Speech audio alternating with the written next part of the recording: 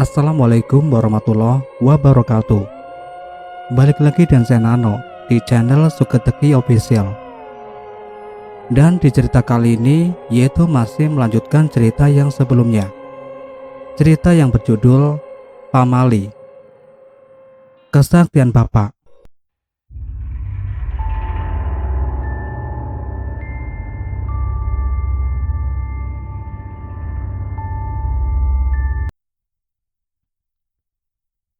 Bicara tentang bapakku, dulu dia adalah seorang penjual mainan anak-anak di Pasar Selasa, sebuah pasar dekat SMP Marga Jaya. Dia seorang bapak yang baik, bekerja keras, dan selalu berusaha menyenangkan anak-anaknya. Keluargaku terbilang miskin waktu itu. Mau ganti sepatu saja harus nunggu berbulan-bulan sampai bapak punya uang lebih untuk membelinya. Ibu harus membantu bapak mencari nafkah dengan berjualan gorengan di sekolah. Hingga pada suatu sore, seorang tamu benar-benar mengubah kehidupan keluarga kami.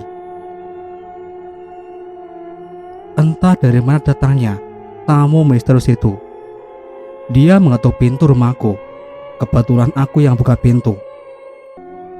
Seorang wanita berdiri di depanku. Ia tampak asing. Nampaknya bukan warga kampung sini, juga bukan dari kerabat bapak atau ibu. Seingatku, wanita itu berumur kisaran 25 tahunan, masih sangat muda. Dia mengenakan gaun warna biru, memakai sepatu kulit berwarna hitam, dan kaos kaki sepetis. Aku persilakan dia masuk. "Pak, ada tamu nih." Bapak keluar dari dalam kamar. Tangannya masih menggenggam mainan anak-anak yang sedang ia betulkan. Kulihat bapak mengeritkan dahinya. Aku sangat yakin kalau ia bahkan tidak mengenali wanita yang sedang duduk di sofa butut itu. Ragu-ragu bapak duduk di depan wanita asing. "Maaf, mbak ini siapa ya? Dan ada perlu apa?" tanya bapak sambil tersenyum ramah. Tanpa disuruh, ibu membawakan segelas air putih dan setoples rengginang. Disuguhkan di atas meja. "Diminum, Mbak," kata ibu dan ramah. Ia kembali ke dapur. "Semalam kau mimpikan?" tanya wanita itu pada bapak. Wajah bapak terlihat sedang mengingatnya sesuatu. "Astaga, kamu yang semalam ngasih garam di mimpi saya ya?" Wanita itu mengangguk seraya tersenyum. "Abu, ini garamnya. Kau campurkan dan air dan minum. Sudah saatnya kau tahu kalau kau punya ilmu turunan dari bapakmu." Disodorkan garam yang dibungkus dengan kertas putih polos. Dari bentuk bungkusannya, bisa jadi hanya ada 2-3 sendok garam di dalamnya. "Ilmu apa?" "Penyembuhan." Bapak bengong. Bagaimana mungkin seorang tukang mainan anak-anak sepertinya punya ilmu turunan dari kakek, kata bapak. Kakek meninggal saat umur bapak masih 1 tahun. Jadi tidak banyak hal yang bapak tahu tentang kakekku. "Bu," karena bingung, bapak menoleh ke arah dapur untuk manggil ibuku. Begitupun diriku yang saat itu berdiri di mulut pintu kamar, menoleh ke arah dapur. Saat ibu muncul, entah kenapa wanita misterius itu hilang. Kami sekeluarga terkejut bukan main. "Pak, kemana tamunya?" tanya ibu. "Tadi masih duduk di sini, Bu." Wajah bapak panik. "Wah, jangan-jangan setan." Ibu beri ngeri.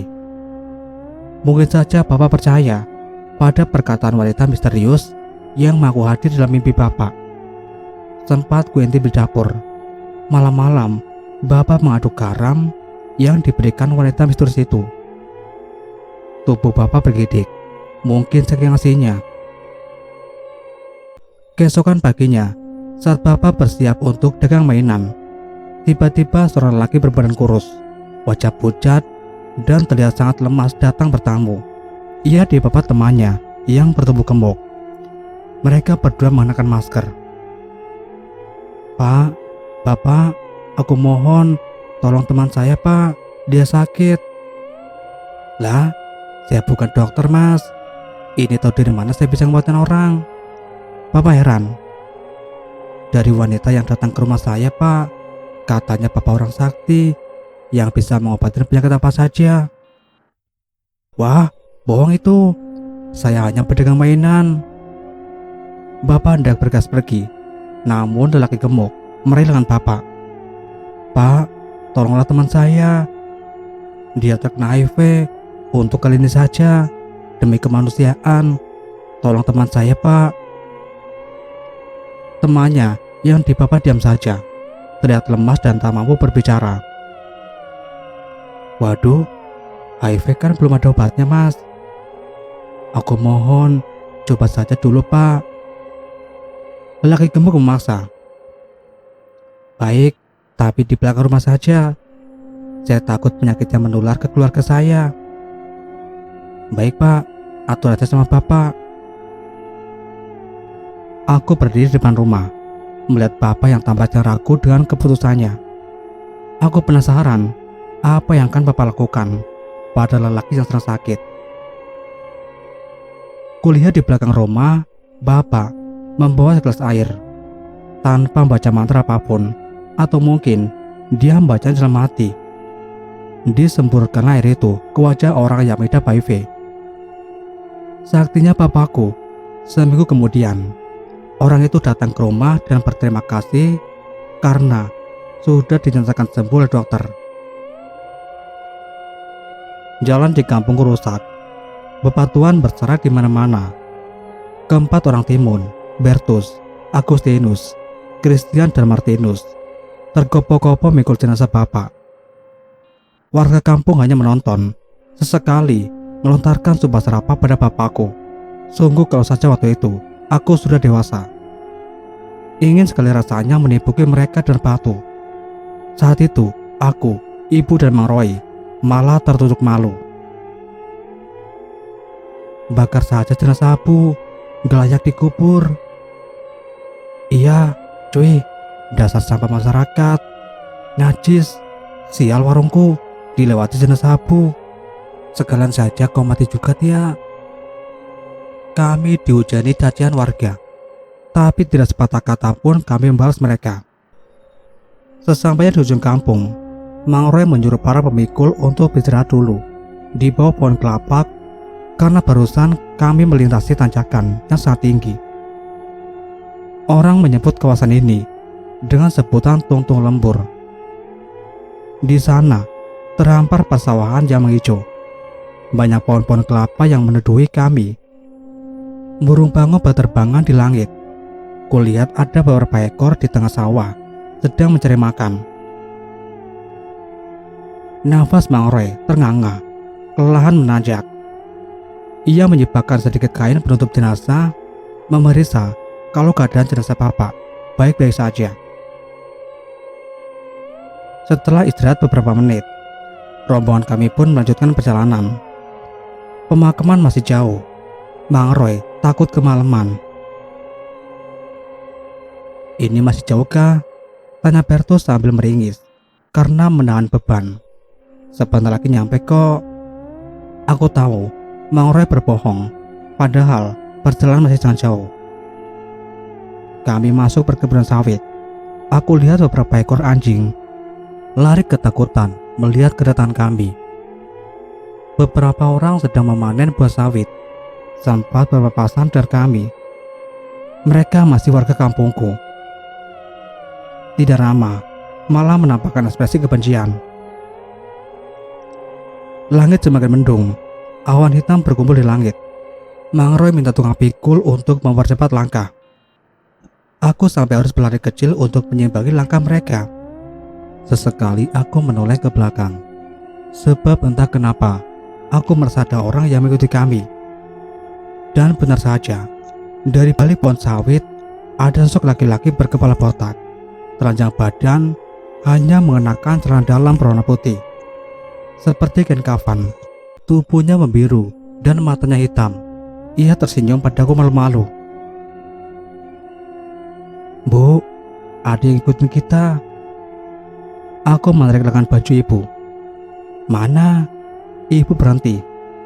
Itu di balik pohon. Mana, Vin? Gak ada siapa-siapa kok. Ayo jalan lagi. Ibu sepertinya tidak peduli.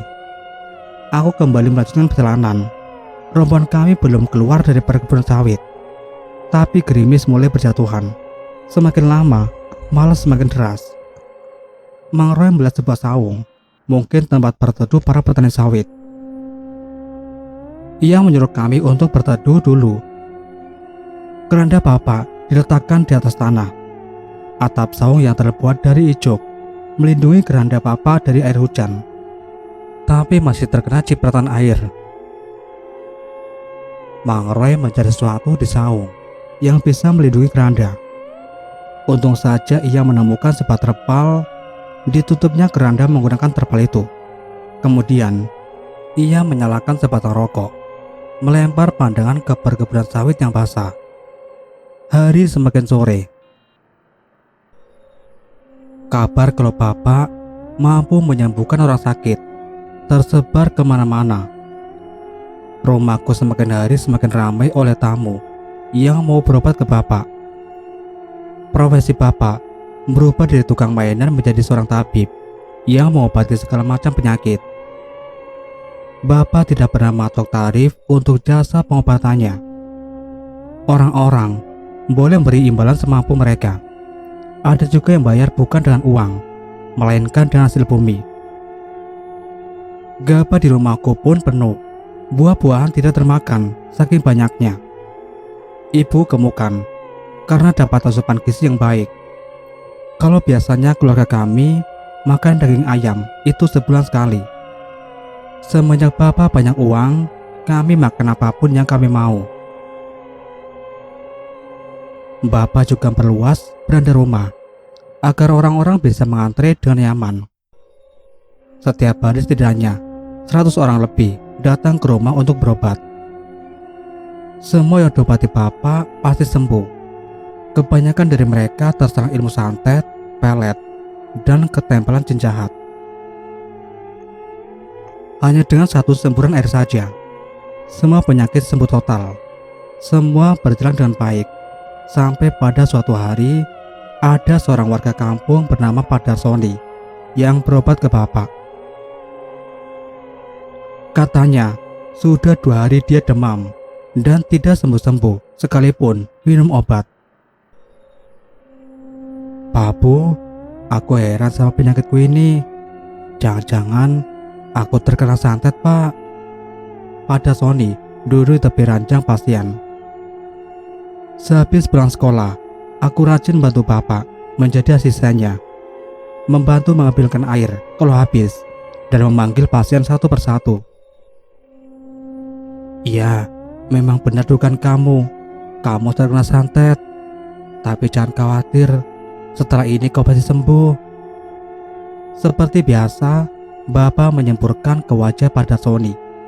Seketika, rambut yang sudah berubah menjadi klimis terkena semburan air.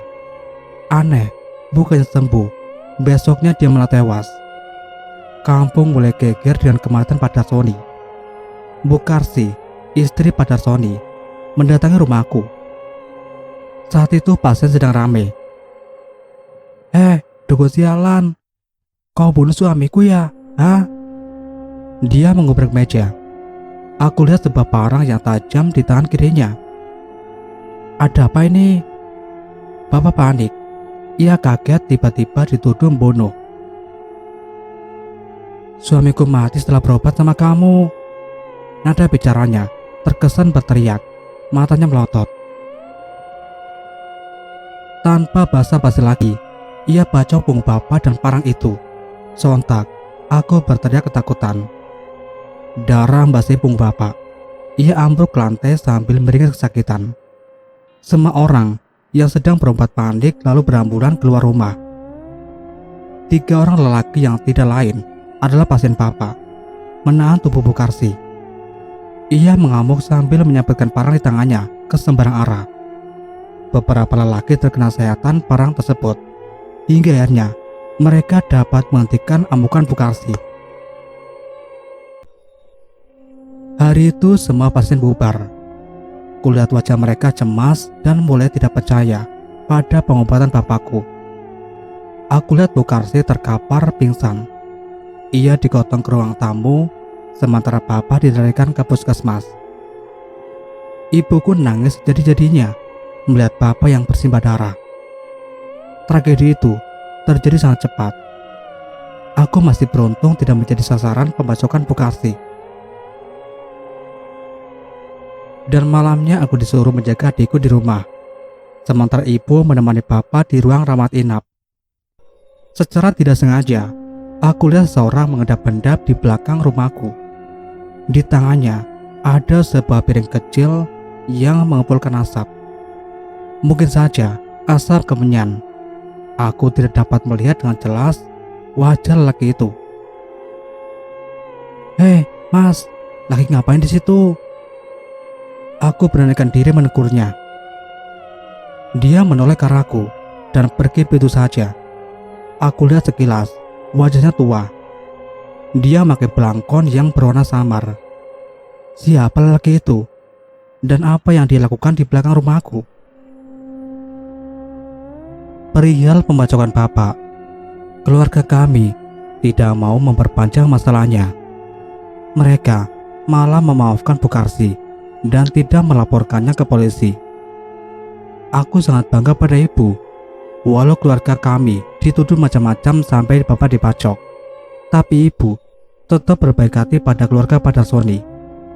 Bahkan ibu ikut melayat dan menyumbang paling banyak, seperti sekarung beras, 1 peti telur, dan sekardus mie goreng. Belum lagi amplop yang diberikan kulihat sangat tebal. Kenapa kita harus berbaik hati pada mereka sih, Bu? Mereka kan jahat sama keluarga kita, bisikku sambil menyaksikan prosesi pemandian jenazah. "Hus, jangan kayak gitu. Kita harus baik pada semua orang, terutama pada orang yang jahat sama kita, sebab mereka itu jauh lebih membutuhkan kebaikan kita." Aku sedikit tercengang mendengar perkataan ibu yang terdengar sangat bijaksana. Bukan hanya melihat saja, ibu juga mengajakku untuk mengantar jenazah Padarsoni ke pemakaman yang jaraknya jauh sekali. Dengan susah payah, akhirnya kami sampai di pemakaman. 2 orang bersiap di liang lahat. Jenazah disodorkan di atas lahat, kemudian diterima oleh 2 orang tadi. Saat sedang membenarkan posisi jenazah, tiba-tiba muncul kejadian aneh. "Astaga, kau dengar itu, Muhid?"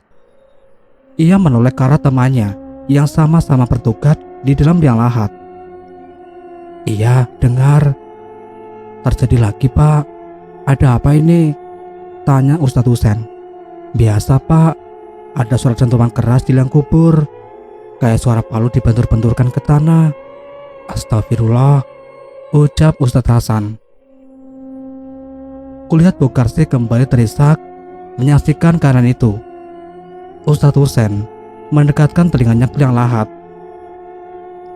Dia mengelus dada. Benar saja, terdengar suara dentuman keras seperti subah palu. Aku mencoba-coba ikut mendengarkan. Suara itu mengerikan sekali. "Ya sudah, cepat diasani lalu dikubur."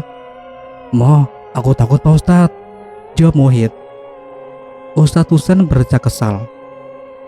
"Anaknya ada." "Kami tidak punya anak, Pak," ujar Bu Karsi sambil menyekar matanya. "Baiklah, biar aku saja." Ustadz Husen malah juga. Ia turun dalam liang lahat. Memang sering terjadi seperti itu. Kalau ada jenazah baru dikubur, pasti dari dalam liang lahat ada suara dentuman keras. Entah apa yang terjadi di bawah tanah. Dulu aku sering berpikir pasti malaikat sedang menyiapkan pukulan terbaiknya untuk menyiksa jenazah. Tapi sekarang, setelah aku banyak baca ilmu alam, bisa jadi itu disebabkan gejala alam saja. Sayangnya, aku belum bisa membuktikan kebenarannya. Setelah kematian Pak Darsoni, musibah mulai menimpa keluargaku. Beberapa pasien yang berobat ke Bapak meninggal satu persatu. Memang tidak semua, tapi sudah ada 5 orang yang meninggal setelah mengunjungi pengobatan Bapak. Aku heran, kenapa hal ini bisa terjadi? Orang-orang kampung berdemo di depan rumahku, minta agar praktik pengobatan Bapak dihentikan. Apa kita tutup saja pengobatannya, Pak? Tanya ibu. Aku tidak tahu, Bu. Kalau ditutup, bagaimana lagi aku menafkahi keluarga? Kita bisa balik lagi kayak dulu, Pak. Jualan mainan dan ibu jualan gorengan. Ibu menyentuh kedua tangan Bapak. Bapak memang sudah 2 hari ini tidak buka praktek karena didemo habis-habisan oleh warga kampung. Mereka tidak menuntut Bapak karena tidak ada bukti yang kuat. Tapi warga yakin kalau Bapak adalah biang keroknya. Mereka menyebut kalau ilmu yang Bapak miliki adalah ilmu setan yang minta tumbal pada pasiennya. Namun aku yakin bukan Bapak pelaku pembunuhnya. Untungnya aku mulai menemukan titik terang. Saat seorang pasien yang masih percaya pada Bapak datang ke rumah untuk berobat. Bapak sudah menolaknya, tapi dia maksa. Kulihat banyak bisul-bisul kecil yang tumbuh di seluruh badannya. Bisul itu mengeluarkan nanah yang bau busuk. Bapak bilang kalau pasiennya ketempelan jin jahat. Lagi-lagi, dengan segala semburan sakti Bapak, pasien itu sembuh. Bisul kecil di sekujur tubuhnya saat itu juga itu kempes. Ia berterima kasih kepada Bapak dan memberikan sebuah amplop berisi uang, kemudian pamit.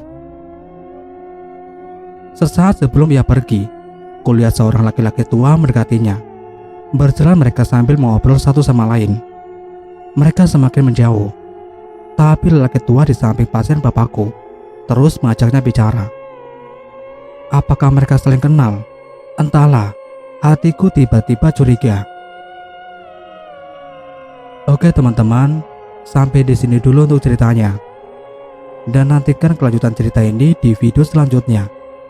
Wassalamualaikum warahmatullahi wabarakatuh.